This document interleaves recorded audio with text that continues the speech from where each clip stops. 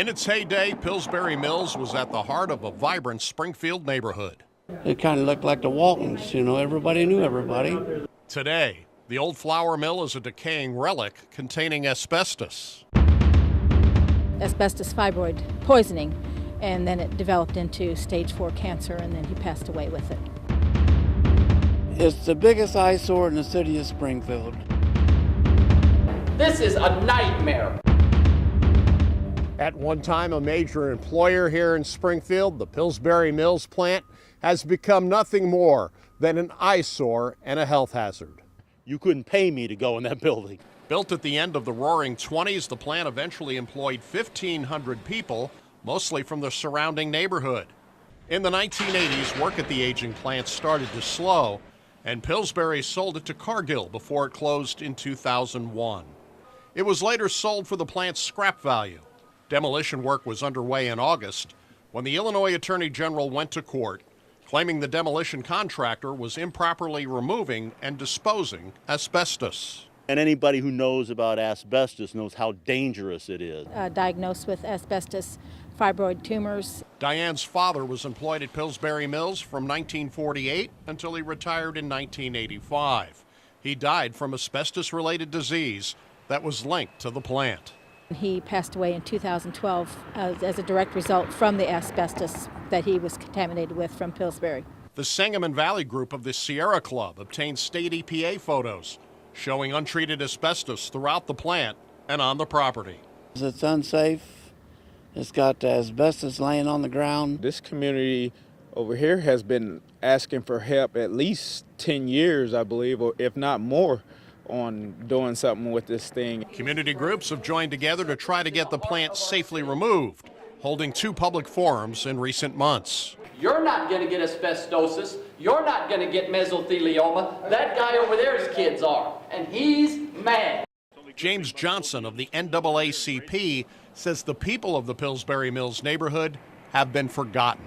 This is our community, and we would like to see this eyesore be dealt with in a way that makes everyone happy. Shipping and receiving docks were closed a long time ago. Residents here would like to see the city of Springfield get involved, but they can't as long as the courts are involved. This is in the heart of our city.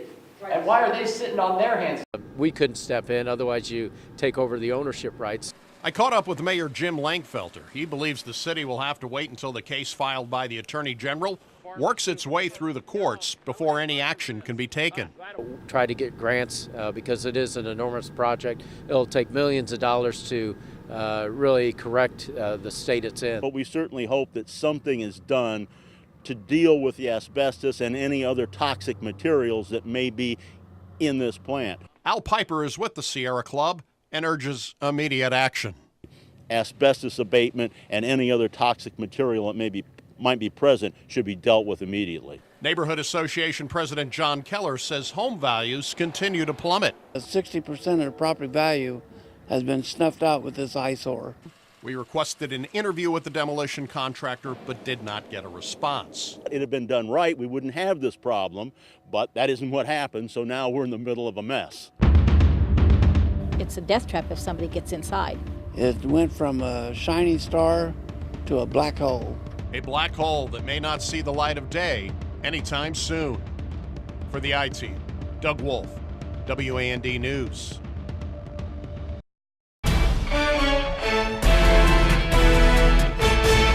Life insurance benefits never paid.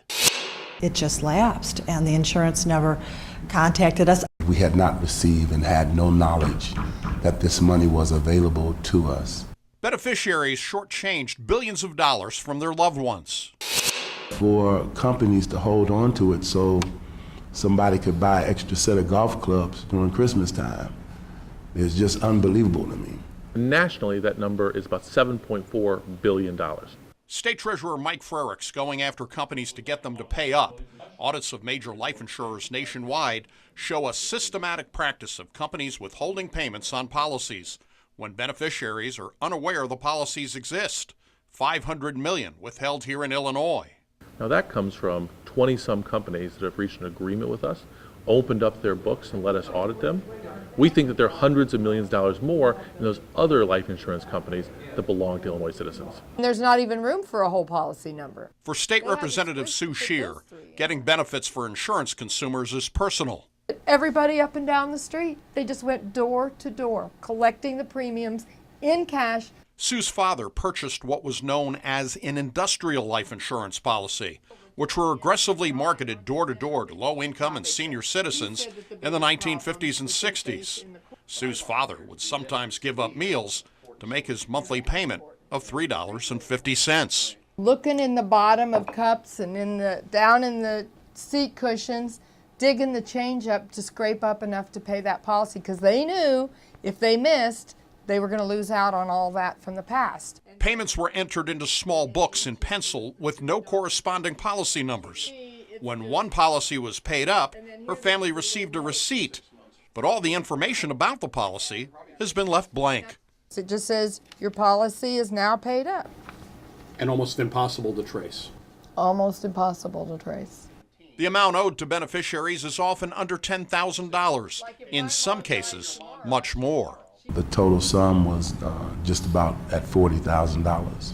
They're preying on people that they know have a likelihood they're never going to be able to get this money. Because we want their beneficiaries, their loved ones, to be paid in a timely manner and not have to wait 10, 20, or 30 years. A new state law will require insurance companies to cross-check the Social Security master death file to determine if a policyholder has died. The measure was signed by Governor Bruce Rauner. Our system is really, it's not working well. We've got to help our families get the benefits that they're owed, and we need to change the system. The law only applies to deaths of individuals after January 1st of 2017, meaning thousands of outstanding policies from the past may remain unclaimed. I think the insurance companies don't even care about giving the people the money. From my perspective, it just simply comes down to just greed. That when the public finds out that the policies they paid for, the money they paid, may not actually make it to their loved ones, they're rightfully furious. My family did everything they could to pay their $3.50, and they couldn't even write the policy number down. They had no intention of ever paying this. For the I-Team, Doug Wolfe, WAND News. Doug. Sean, Senator Mark Kirk of Illinois is calling on the VA to stop art purchases immediately.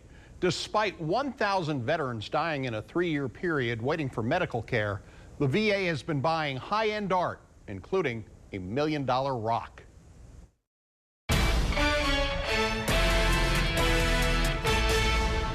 Art purchases by the VA border on the absurd. It doesn't pass the smell test.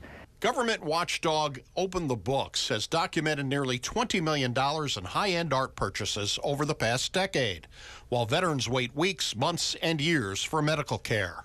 These are the types of things that make me as angry as I can be. Purchases by the Veterans Administration include this rock at the VA in Palo Alto, California. Hundreds of thousands for the rock itself and for site preparation. That cost $1.3 million for a rock. The same VA facility put the words of Abe Lincoln and Eleanor Roosevelt on the side of a parking garage. You probably can't read those words because they are written in Morse code that cost $285,000. Congressman Rodney Davis is a frequent critic of the VA and is appalled at purchases like the one for 2 sculptures at a center serving the blind. And we got people at the VA worried about purchasing $600,000 in sculptures for a blind rehab facility. That person needs to be fired. $610,000 for art at a new healthcare facility in Puerto Rico, $100,000 for a glass sculpture at an outpatient center in Alaska. Their priorities are sincerely screwed up at the VA. Screwed up with a difficult fix ahead. The VA in Chillicothe, Ohio will be having a great Christmas at your expense. They purchased a 27-foot tall artificial Christmas tree at a cost of $21,500. Sean? Wow, Merry Christmas.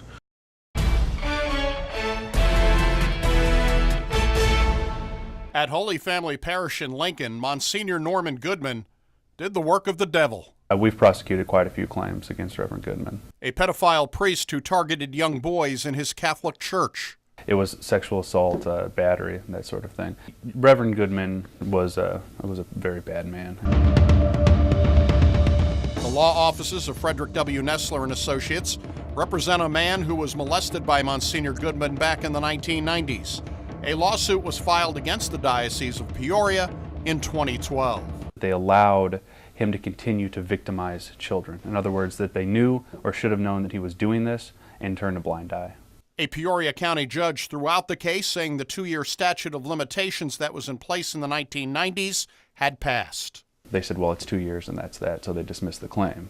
But last week, a state appeals court threw out the lower court decision because the victim had repressed the memory of his abuse and did not remember it until 2011, filing suit shortly after his memory of the abuse returned. The appeals court looks at this case and says that the plaintiff didn't remember that he was injured at all, didn't remember about the contact, didn't remember anything until 2011. It's a case that could open the door for other victims of abuse by priests to have their cases heard years after the abuse occurs. If you have suppressed or repressed your memories, then the statute of limitations does not begin to run until 2 years from the date that you remember it. The Diocese of Peoria can appeal to the Illinois Supreme Court.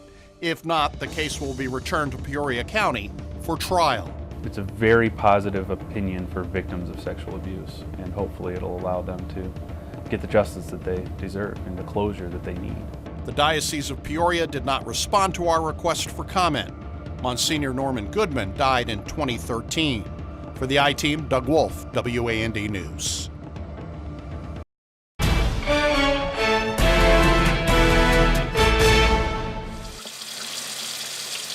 Drinking water causing serious problems. Rashes, almost like chemical burns.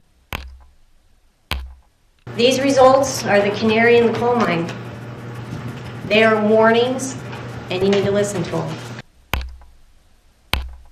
The medical part of it is what's scaring me now.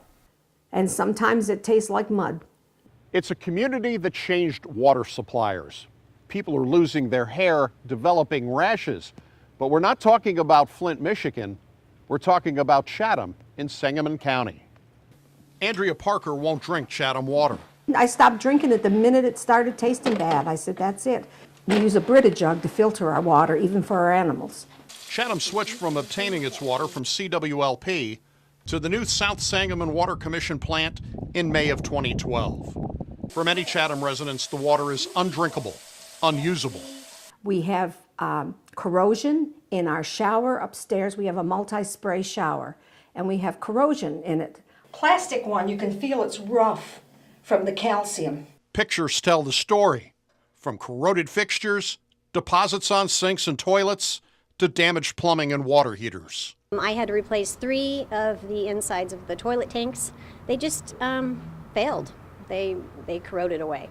Water heaters are being replaced right and left. Plumbers that are saying, hey, we are seeing corrosion, it's because of the water.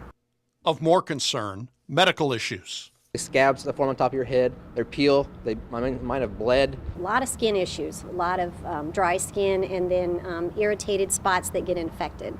I've had 2 toenails, one that completely just turned discolored, purple, basically yellow, completely, was basically rotted and fell off. The other one is doing the same thing. We don't give the dog the village water, and I mean, I would like to say that's a funny situation, but it's a sad situation.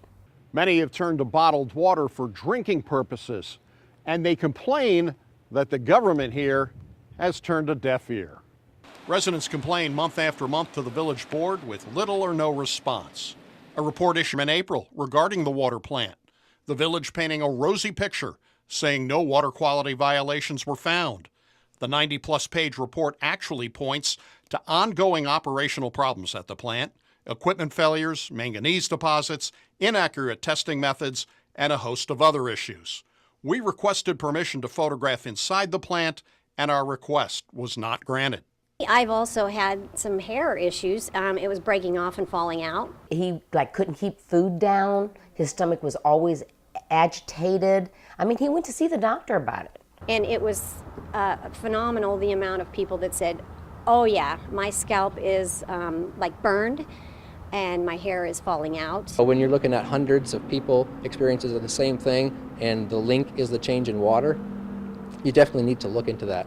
While parts of Chatham have not had water problems, others have given up on living here. We've got a lot of people moving out, and we have a lot of people that are investing in very expensive filtering systems. We have people that have moved out of the village and their symptoms have gone away. People that didn't have symptoms have moved into the village and they've had symptoms appear. A lot of the times there would be sewer smell. How do I take a gallon of water and bathe in it? I would like to see them go back to CWLP and salvage whatever they can salvage from that plant, sell it, auction it off, whatever. 4 years of water issues, a water problem that won't evaporate. For the I-Team, Doug Wolfe, WAND News. The Academy Award-winning movie Spotlight. Spotlight. Is this the tip line? You think he's got something? Is the true story of Boston Globe reporters uncovering a sex abuse scandal in the Catholic Church. Newspapers have long been the watchdogs in our society, but newspapers are struggling. Falling ad revenue, the growth of alternative news sources has sent many publications into bankruptcy or out of business altogether. Not only are large newspapers in trouble, small newspapers like the Parish Beacon stopped publication in mid-October. My name is Kirk Allen. I'm co-founder of the Edgar County Watchdogs. Kirk Allen and John Kraft are the two-man Edgar County Watchdogs. As newspapers disappear, citizen watchdog groups are popping up across the state, taking their place. There's people in Morgan County, there's people in Franklin County, there's a small group down in Cahokia. Edgar County is probably the most corrupt county in the state of Illinois. Based in Paris, the Edgar County Watchdogs keep an eye on government spending across the entire state using the Illinois Freedom of Information Act, FOIA, and other tools to provide transparency when politicians try to hide information from the public. We look at Attorney General opinions, we look at court cases that involve that section of the law. The Edgar County Watchdog's biggest find? That was our biggest story we've ever done. Years of questionable spending at the state's largest community college. College of DuPage, as an example, I personally did over 100 FOIAs to the college in that investigation. And that first request to the college, they denied it. I wanted a copy of the president's W-2 form to figure out how much he got paid. And they denied it, and we had to sue them for that. When FOIAs were sent to the college, many were apparently forwarded to the college president, Robert Bruder. And then he would determine what responses that were sent back to the requester. So he was removing documents before it made it to the actual requester. That one's still ongoing, still criminal investigations with the feds ongoing. We had a pretty good feeling they were hiding documents, so we just started looking at everything. The watchdogs are not always welcome. In fact, sometimes they get a lot of blowback from government bodies and the public. Auburn Township in Clark County failed to post notice of its meetings, which is required under the Illinois Open Meetings Act. When I told him that the meeting wasn't posted and it has to be by law, he said, well, we haven't posted a meeting in 30 years. When Allen pointed out the meeting was not legal, it was met with a lot of anger. Hey, this been going on for 30 years. You come in and pull this bull. Come outside. Since they've done it that way for so long, they're just going to keep doing it. You know, they don't care what the law says. The watchdogs have a website where they post their findings. Oh, we've got 1 million hits this year so far. The mainstream press locally, our newspapers, they're not going to cover any of it. The Edgar County Watchdogs have enjoyed a lot of success. It's likely more watchdog groups will be popping up as conventional sources of news reduce budgets and staff. People have duplicated what we're doing and they're seeing results with their local government and hold them accountable. You can make a difference. It protects the taxpayer funds because property taxes go up every year. If somebody's not watching the cookie jar, your kid's going to take all the cookies in one day. And that's what's happening with our local government. Citizen watchdogs, guarding your tax dollars. For the I-Team, Doug Wolfe, WAND News.